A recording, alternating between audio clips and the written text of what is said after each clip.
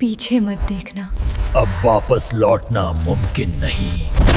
Welcome to the MK vibes. सोचिए, अगर आपके घर का एक टूटा हुआ आईना जिसे आपने बरसों पहले स्टोर रूम में फेंक दिया हो, उसमें आपका चेहरा वैसा न दिखे जैसा आज है, बल्कि वैसा दिखे जैसा कल होगा। और एक दिन उसमें आपका चेहरा दिखे मरा हुआ। मैंने ऐसी बातों पर कभी विश्वास नहीं किया था, लेकिन उस रात मैंने अपनी आंखों से जो देखा उसने मुझे आईने में देखने से हमेशा के लिए डरा दिया। नमस्कार दोस्तों, मैं हूं MK और आप देख रहे हैं द MK वाइब्स।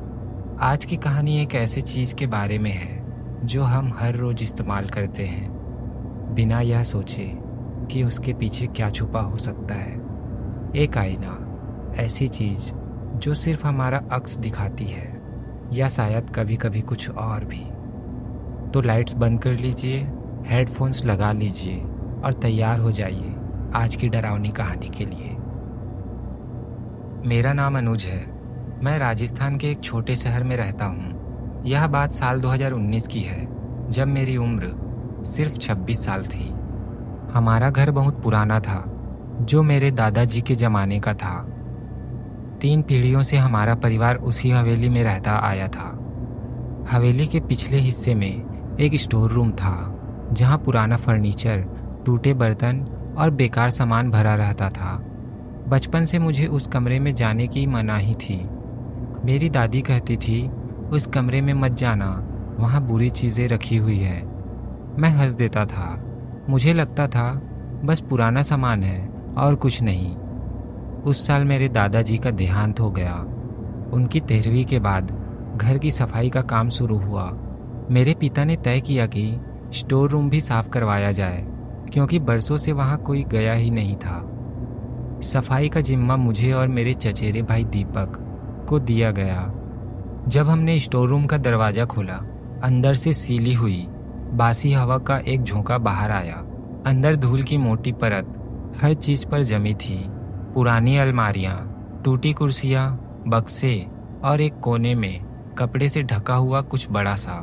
जब मैंने वह कपड़ा हटाया, वहाँ मुझे एक पुराना आईना मिला, लकड़ी के फ्रेम वाला, बहुत भारी, और शीशे पर एक बड़ी सी दरार पड़ी हुई थी, ऊपर से नीचे तक बिल्कुल बिजली की लकीर जैसी। दीपक ने पूछा, यह कब का है? मैंने अपने पिता से पूछा। उन्होंने बताया कि यह आईना मेरे दादाजी के पिता का था, यानी हमारे परदादा का।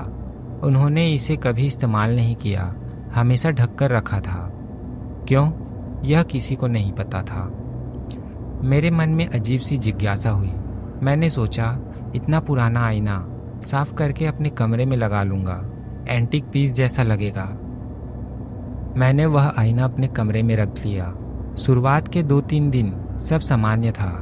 मैंने उसे अच्छे से साफ किया, फ्रेम पर पॉलिश की, दरार वैसी ही रही, उसे ठीक नहीं किया जा सकता था। चौथी रात की बात है। मैं रात को करीब 11:30 बजे पढ़ाई कर रहा था। टेबल लैंप की हल्की रोशनी कमरे में फैली हुई थी। आईना मेरी टेबल के सामने वाली दीवार पर लगा था। अचानक मेरी नज़र आईने पर गई और मेरा शरीर सुन्न हो गया। आईने में मेरा अक्स था, लेकिन मैं टेबल लैंप की पीली रोशनी में बैठा था, जबकि आईने में दिख रहा अक्स किसी तेज सफ़ेद रोशनी में बैठा था, जैसे कोई और वक्त, कोई और जगह। मैंने पलकें झपकाई, अपनी आंखें मली। जब दोबारा देखा, सब सामान्य था। मेरा सामान्य अक्स टेबल लैंप की पीली रोशनी में। मैंने सोचा, थकान की वजह से वहम हुआ होगा। मैं सो गया। अगली रात फिर वही समय, मैं बिस्तर पर लेटा मोबाइल देख रहा था। आईना सीधे मेरे सामने था। अचानक मुझे लगा जैसे आईने में मेरा अक्स थोड़ी देर बाद हिला। मतलब मैं स्थिर लेटा था, लेकिन आईने वाला अनुज 1 सेकंड बाद हिला, जैसे रिफ्लेक्शन में देरी हो रही हो। मैंने उठकर आईने के पास जाकर हाथ हिलाया। अक्स ने भी हाथ हिलाया, लेकिन एक पल की देरी से, बिल्कुल वैसे जैसे कोई खराब वीडियो कॉल चल रहा हो। मेरी रीढ़ में ठंडक दौड़ गई। मैंने उस रात आईने की तरफ कपड़ा डाल दिया और सोने चला गया। तीसरे दिन मैंने यह बात दीपक को बताई। उसने मेरा पहले मजाक उड़ाया, फिर बोला, चल आज रात मैं तेरे कमरे में रुकता हूँ, देखता हूँ क्या मामला है। रात को हम दोनों मेरे कमरे में बैठे थे। मैंने वह कपड़ा आईने से हटा दिया था। हम दोनों जानबूझकर आईने के सामने बैठे इंतजार करने लगे। घड़ी में 11:30 बजे, कुछ नहीं हुआ। 11:45 बजे, अभी भी कुछ नहीं। दीपक ने हंसते हुए कहा, तू डर के मारे? उसकी बात पूरी नहीं हुई, क्योंकि आईने में हमारा अक्स अचानक रुक गया। मतलब हम दोनों बात कर रहे थे, हिल रहे थे, लेकिन आईने में दिख रहे हम एकदम स्थिर हो गए, जैसे वक्त वहीं थम गया हो। दीपक की हंसी गले में ही अटक गई। हम दोनों डर के मारे आईने की तरफ देखते रहे। फिर आईने में मेरे अक्स ने धीरे से अपना सिर घुमाया, मेरी तरफ नहीं, दीपक की तरफ, और मुस्कुरा दिया। एक ऐसी मुस्कुराहट जो मैं असल जिंदगी में कभी नहीं देता। दीपक चीख पड़ा और पीछे हट गया। मैंने तुरंत कमरे की लाइट जला दी। जब लाइट जली, आईने में सब सामान्य था, हमारा सामान्य अक्स, सामान्य हरकतें। लेकिन उस रात के बाद दीपक ने कसम खा ली कि अब वह मेरे कमरे में रात को नहीं रुकेगा। मैंने सोचा शायद यह सब हमारे दिमाग का खेल है, डर की वजह से। लेकिन मुझे अंदर ही अंदर पता था कि यह सब सच नहीं हो सकता। मैंने अपनी दादी से बात करने की कोशिश की। पहले वह टालती रही, लेकिन जब मैंने बताया कि क्या हो रहा है, उनका चेहरा डर से सफ़ेद पड़ गया।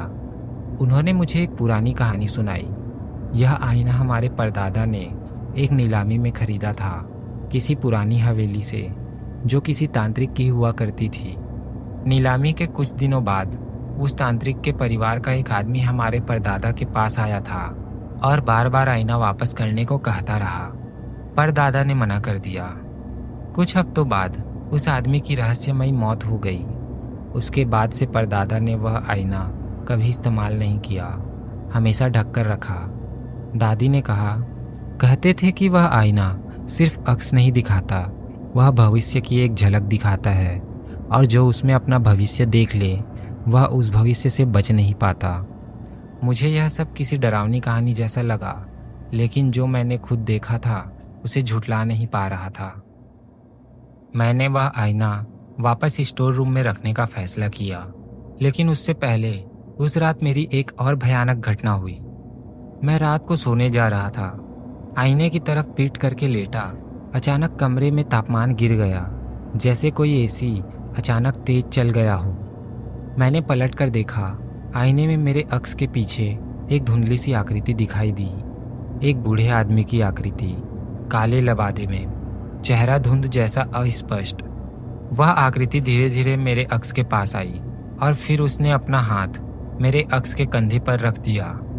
मेरे असली कंधे पर कुछ नहीं था, लेकिन आईने में वह हाथ साफ दिख रहा था, मेरे अक्स के कंधे पर। उसी पल आईने में मेरे अक्स की आंखें पूरी तरह काली हो गई, बिना पुतली के, बिना सफ़ेदी के, सिर्फ गहरा काला अंधेरा।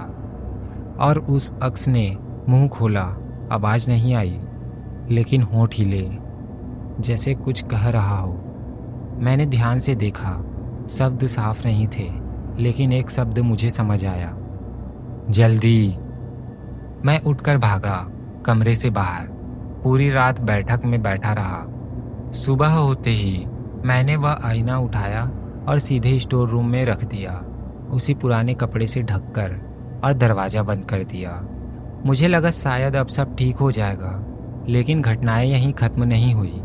उस रात के 3 दिन बाद मेरे पिता को अचानक सीने में दर्द उठा। उन्हें हॉस्पिटल ले जाया गया। डॉक्टर ने बताया हार्ट अटैक था, लेकिन वह बच गए। सब कुछ ठीक हो गया, लेकिन मेरे मन में एक अजीब सा डर बैठ गया। क्या वह आईना सच में भविष्य दिखाता था? क्या उस रात मैंने जो धुंधली आकृति देखी थी वह किसी आने वाले बुरे वक्त की चेतावनी दे रही थी? मैंने स्टोर रूम में जाकर दोबारा वह आईना देखने की हिम्मत जुटाई। मैं जानना चाहता था कि क्या सच में उसमें कुछ है या सब मेरे दिमाग का वहम है। मैंने कपड़ा हटाया। इस बार आईने में मेरा अक्स सामान्य था। मैंने राहत की सांस ली, लेकिन जैसे ही मैं मुड़ने लगा, मेरी नज़र आईने के एक कोने पर गई। वहाँ शीशे की दरार के पास बहुत बारीक अक्षरों में कुछ लिखा हुआ था, जैसे किसी ने नाखून से शीशे पर खुरच कर लिखा हो। मैं पास गया, ध्यान से देखा। लिखा था एक तारीख, वही तारीख जो उस दिन से ठीक 7 दिन बाद की थी। मेरी रूह कांप गई। मैंने यह बात किसी को नहीं बताई, सिर्फ दीपक को बताई। हमने तय किया कि उस रात, उस तारीख वाली रात, हम दोनों आईने के सामने रहेंगे और देखेंगे आखिर क्या होता है। आखिरकार वह रात आ गई। हम दोनों मेरे कमरे में बैठे थे। आईना वापस दीवार पर लगा दिया गया था। रात के 11:30 बज रहे थे। घर में बाकी सब सो चुके थे। हम दोनों खामोश बैठे आईने को देख रहे थे। 12 बजते ही कमरे की हवा अचानक भारी हो गई, जैसे सांस लेना मुश्किल हो रहा हो। आईने की सतह पर हल्की सी लहरें उठने लगी, बिल्कुल पानी जैसी। दीपक मेरा हाथ कसकर पकड़ चुका था। फिर आईने में अक्स बदलने लगा। हमारा कमरा गायब हो गया। उसकी जगह एक अलग कमरा दिखने लगा, अजीब पुराना, मोमबत्तियों की रोशनी में डूबा। और उस कमरे में एक कुर्सी पर मैं बैठा था, लेकिन मैं बिल्कुल स्थिर, आंखें बंद, चेहरा बेजान, मरा हुआ। मेरे पीछे वही काले लबादे वाली आकृति खड़ी थी, अपना हाथ मेरे कंधे पर रखे। दीपक चीख पड़ा। मैं भी पीछे हट गया, लेकिन मेरी नज़र आईने से हट नहीं पा रही थी। उस मरे हुए अक्स की आंखें अचानक खुल गई, पूरी तरह काली, और उसने सीधे मुझे देखा। फिर आईने में दरार से एक तेज कड़कड़ाहट की आवाज़ आई। पूरा शीशा कांपने लगा, जैसे टूटने वाला हो। मैंने बिना सोचे टेबल पर रखा हुआ एक भारी पेपर वेट उठाया और पूरी ताकत से आईने पर फेंका। शीशा चकनाचूर हो गया, टुकड़े जमीन पर बिखर गए। कमरे की हवा एक झटके में सामान्य हो गई, जैसे किसी ने कोई भारी पर्दा खींच दिया हो। हम दोनों हांफते हुए जमीन पर बैठ गए। सुबह जब हमने टुकड़े साफ किए, हमें एक टुकड़े के पीछे फ्रेम के अंदर एक पुराना मुड़ा हुआ कागज छिपा मिला। वह कागज हमारे दादा के ज़माने का था। उस पर तांत्रिक भाषा में कुछ लिखा था जो हम समझ नहीं पाए, लेकिन साथ में हिंदी में एक चेतावनी लिखी थी। यह आईना समय की एक दरार है। जो भी इसमें अपना भविष्य देखता है, वह भविष्य को सच होने से नहीं रोक सकता, सिर्फ टाल सकता है। हर बार जब कोई इसमें अपनी मौत देखता है, आईना उसकी मौत की तारीख आगे खींच लेता है, किसी और की कीमत पर। मेरे शरीर में सिहरन दौड़ गई। मतलब हर बार जब किसी ने उस आईने में अपना भविष्य देखा था और बचने की कोशिश की थी, असल में किसी और की मौत हुई थी। उसकी जगह मुझे याद आया उस तांत्रिक के परिवार वाले आदमी की मौत। मेरे परदादा के बजाय उस आईने ने उसे चुन लिया था। आज इस घटना को 5 साल बीत चुके हैं। आईने के सारे टुकड़े हमने एक बक्से में बंद करके गांव के बाहर एक सुनसान जगह में गहरा गड्ढा करके दबा दिया था। मैं अब भी जिंदा हूँ, अच्छी सेहत में, लेकिन कभी कभी जब मैं किसी शीशे के सामने से गुजरता हूँ या किसी गाड़ी के शीशे में अपना अक्स देखता हूँ, एक पल के लिए मुझे लगता है कि मेरा रिफ्लेक्शन 1 सेकंड देर से हिलता है। बहुत हल्का सा फर्क जो शायद कोई और नोटिस भी ना करे, लेकिन मैं जानता हूँ कि वह आईना टूट गया, मगर जो उसमें कैद था वह कहीं और चला गया। और कभी कभी सोचता हूँ, अगर मेरी मौत टली थी उस रात, तो किसकी जगह?